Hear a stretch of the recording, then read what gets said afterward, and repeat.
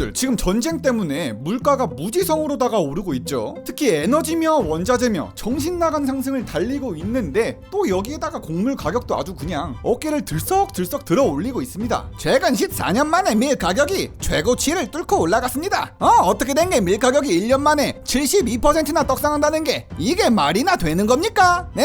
여기 미래 투자하는 ETF 차트만 봐도요, 참 벌써부터 어질어질합니다. 기울기가 그냥 정신 나갈 것 같아요. 이거 뭐 앞으로 먹을 거를 미리 사재기를 해놔야 되나 할 정도예요. 현재 밀 가격에 일어나는 상황만 본다면 식료품 가격이 무조건 오를 수밖에 없습니다. 그래서 오늘 영상은 이 곡물 시장에 또 어떤 일이 터져가지고 이렇게 된 건지 한번 구경해 보도록 할게요.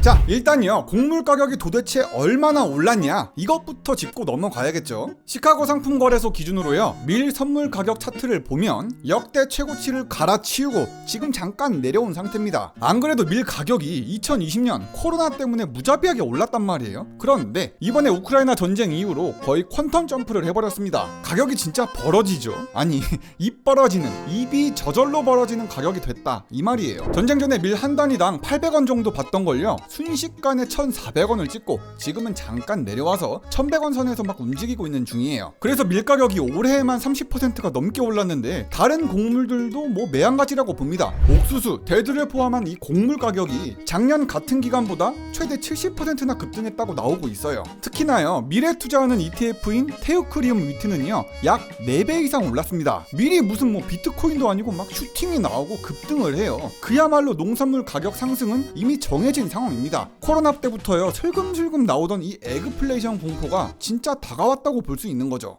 자, 그렇다면요, 여러분들은 이 곡물 가격이 저세상으로 가버렸다는 건 이해하셨을 거예요. 그럼 대체 왜 이렇게 떡상을 한 거냐? 맞습니다. 전쟁 때문이잖아요. 다들 아시겠지만 푸틴이 뻘짓을 해가지고 우크라이나를 침공했잖아요. 그런데 우크라이나로 말할 것 같으면 의외로 농사 짓는데 좋은 조건은 진짜 다 가진 나라거든요. 우크라이나의 그 넓은 땅의 70%가 죄다 농경지입니다. 우리 대한민국은 뭐 70%가 산지인데 여기는 농경지예요. 게다가 뭐 거의 그냥 대평야 수준이죠. 이 우크라이나는요, 전 세계에서 가장 비옥한 토양으로 알려진 흑토가 막 쫙 깔린 나라고요. 이 흑토는 체르노잼이라고 불리는데 농작물이 자라는 데 필요한 영양소 그냥 죄다 포함하고 있어서 검은색으로 보이는 흙입니다. 전 세계에서 볼 수 있는 흑토의 33%가 이 우크라이나에 몰빵되어 있다고 하죠. 그래서 GDP의 약 20%를 농업 생산으로 돈을 버는 나라, 전 세계 밀 수출 5위인 나라가 이 우크라이나고요. 러시아하고 우크라이나가 전 세계에 수출하는 밀의 비중만 보면요, 러시아가 19%를 수출하고 우크라이나가 8%를 수출해서 둘이 합하면 총 27%나 차지할 정도입니다. 지금 전쟁을 하고 있는 이 두 나라가 전 세계 밀 수출의 3분의 1을 담당하고 있는 거예요. 근데 이게 밀이 압도적이어서 그렇지 또 옥수수 수출도 전 세계의 13%, 보리도 23%를 차지하고 있는데 해바라기 씨유는요, 전 세계 점유율의 80%를 장악하고 있습니다. 야, 80%면 거의 독점 수준이죠, 진짜. 자, 그런데 푸틴 새끼가 이 우크라이나를 침공하는 바람에 이 거대한 농업 생산량 어떻겠습니까? 팍 떨어지겠죠. 아니, 전 세계 곡물 수출의 3분의 1이나 차지하는 이 두 나라가 싸우면 어떡합니까? 지고받고 전쟁 중이니 세계 곡물 시장에 충격이 오는 건 당연합니다. 러시아의 침공이 시작되자마자요, 우크라이나의 농업은 완전히 혼란에 빠졌거든요. 일단 우크라이나가 갖고 있는 경작지의 대부분이 전쟁터로 변했고요. 농부들은 군대에 징집되거나 피난을 떠나서 농사를 지을 사람이 많이 부족해졌습니다. 그리고 러시아의 공격으로 이런 식으로 농업에 타격을 받았고요. 다 터졌어요, 이렇게. 우크라이나는 전쟁이 터지자마자 이런 말을 합니다. 전쟁 때문에 농업 생산에 필요한 기름이 죄다 군수용으로 바뀌면서 농업에 쓸 재고가 바닥나고 있습니다. 그런데요, 우크라이나가 곡물들을 수출할 때 어떤 방법을 쓰냐, 이게 또 중요하거든요. 여기 보시면 흑해가 유럽으로 해서 북대서양까지 쫙 이어지잖아요. 그러니까 우크라이나 남부의 항구에서 출발을 해서 흑해를 통해 곡물들을 수출한다, 이 말이에요. 이런 벌크선에 밀이나 콩을 막 잔뜩 실어서 운송을 하거든요. 그래서 우크라이나의 곡물은 해상으로 운송되는 게 전체의 85%를 차지하고 있습니다. 이 벌크선이 바다를 통해 나가면서요, 들리는 나라마다 곡물 떨궈주고 지중해에서 유럽 국가들한테 농산물 떨궈주는 시기예요. 그런데 문제는 전쟁이 일어나면서 이 곡물 선적에 문제가 많이 생겼다는 겁니다. 우크라이나를 조지려면 농산물 수출을 막아야 됩니다. 우리 러시아 해군을 모조리 투입해서 이 바닷길만 막는다면 우크라이나는 그냥 아무것도 못하죠. 아니, 띠발이네. 푸틴이 침공을 시작하자마자 러시아 해군은 해상길을 그냥 죄다 막아버렸거든요. 러시아와 우크라이나의 해군 차이는 사실 의미가 없을 정도로 러시아가 압도적입니다. 상대가 되질 않아요. 푸틴이 군함을 통해서 이 길목을 막아버리니까 침공 이후에 200척 이상의 선박들이 우크라이나 항구에서 오도 가도 못하고 있다는 겁니다. 아니 이건 솔직히 선 넘은 거죠. 곡물을 실어둔 선박을 이 러시아 새끼들이 공격을 하는데 어떻게 배를 띄웁니까? 일단 항구에서 존버할 수밖에 없어요. 이 러시아가요 우크라이나 항구에서 배를 띄우기만 하면 공격을 하거나 이 배를 빼앗았거든요. 우크라이나 입장에서는 배를 어떻게든 띄워야 되는데 운송보험 가격조차 엄청나게 올랐습니다. 배를 띄우기만 하면 러시아 해군이 와서 공격을 해대는데 어떻게 배를 띄웁니까? 위험을 감수할 사람이 없죠. 그러니까 보험 가격도 오른 거고요. 우크라이나는 곡물 생산을 해놓고도 수출길이 막혀버렸습니다. 이런 상황에서요 우크라이나가 어떤 선택을 하냐? 계속 바닷길 막아봐. 그냥 육지로 수출하면 그만이야. 우리 우크라이나는 곡물을 일단 다른 나라로 육지로 보낸 다음에 유럽 항구를 통해 수출하는 방안을 검토하고 있습니다. 네 그렇습니다. 바다에서 육지로 옮기겠다고 하는 거예요. 근데 문제는 수출의 85%를 배로 하다가 갑자기 육지로 하려니까 되겠습니까? 기존에 우크라이나에 거대한 화물 트럭이 많은 것도 아니거니와 농산물 싣고 날라야 되는데 효율이 안 나와요. 안 그래도 기름값도 엄청 올랐잖아요. 화물 트럭이나 철도로는요 우크라이나의 그 많은 곡물들 감당해낼 수가 없습니다. 이거 바닷길도 막히고 육지는 시원찮고 이거 뒤통수가 너무 얼얼합니다. 화물 트럭 운전사 입장에서 봐도요 괜히 도시까지 가가지고 농작물 운송하려다가 러시아군의 공격을 당하거나 붙잡힐 위험도 있잖아요. 그리고 또 우크라이나에 있는 모든 검문소를 다 들려야 되기 때문에 자칫하다가는 우크라이나 군대의 징집이 될 수도 있습니다. 운송을 꺼려할 수밖에 없는 거예요. 이에 우크라이나 정부는요 지원 물품을 배달하는 트럭이나 농산물 수출을 위한 트럭 운전자들한테는 군대 징집을 면제해주겠다는 제안을 하긴 했지만 아직은 이루어지지 않았습니다. 때문에요 곡물 수출은 완전히 망해가고 있는 중이에요. 우크라이나 정부 통계에 따르면요 이번 2월, 3월에 각각 70만 톤 이상의 밀을 수출하겠다고 했는데 이 70만 톤은요 작년 8월, 9월과 비교를 해보자면 8월엔 364만 톤,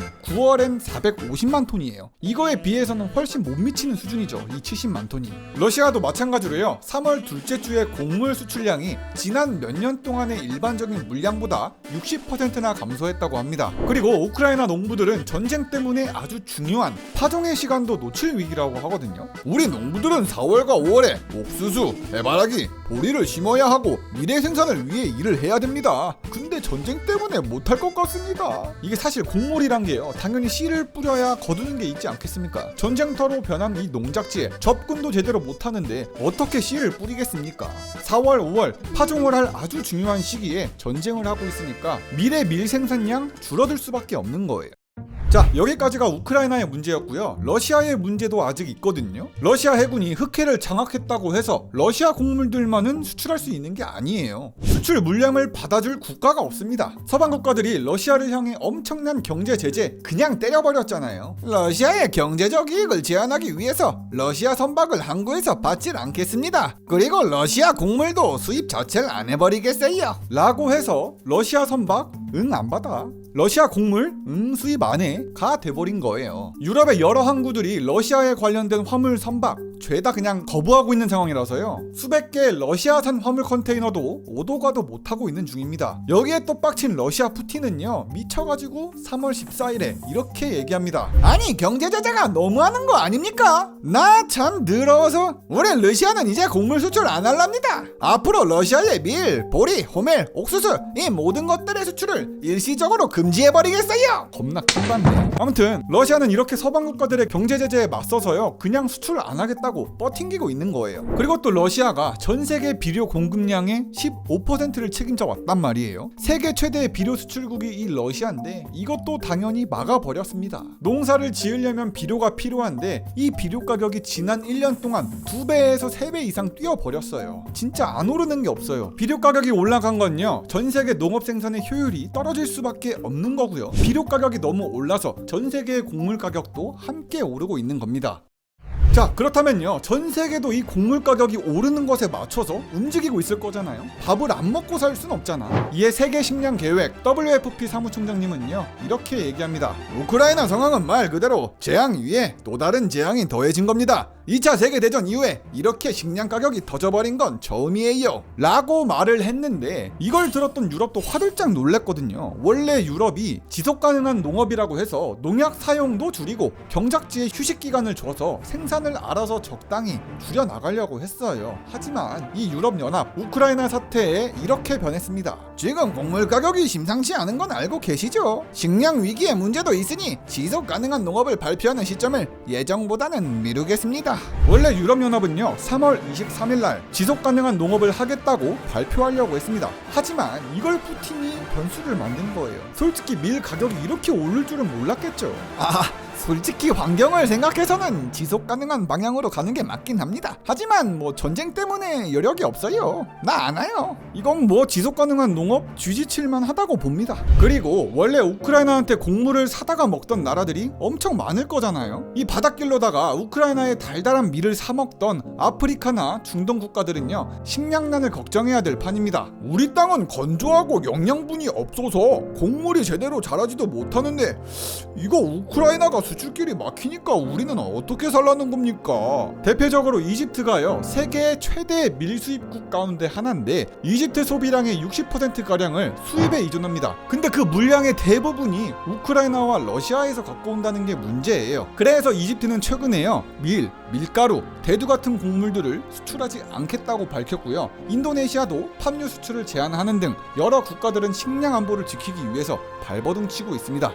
자, 그런데요 이번 러시아 우크라이나 사태에 진짜 개이득을 보고 있는 나라가 하나 있거든요. 바로 진핑이의 중국이란 나라가 여러모로 개꿀 빨고 있다는 소식이 너무 많이 들립니다. 이 주제는요 제가 다음 영상으로 한번 준비해 보도록 하겠습니다. 영상 끝까지 다 봐주셔서 정말 감사드리고 구독과 좋아요 좀 눌러달라구리. 그럼 다음 영상에서 보자구리. 굿.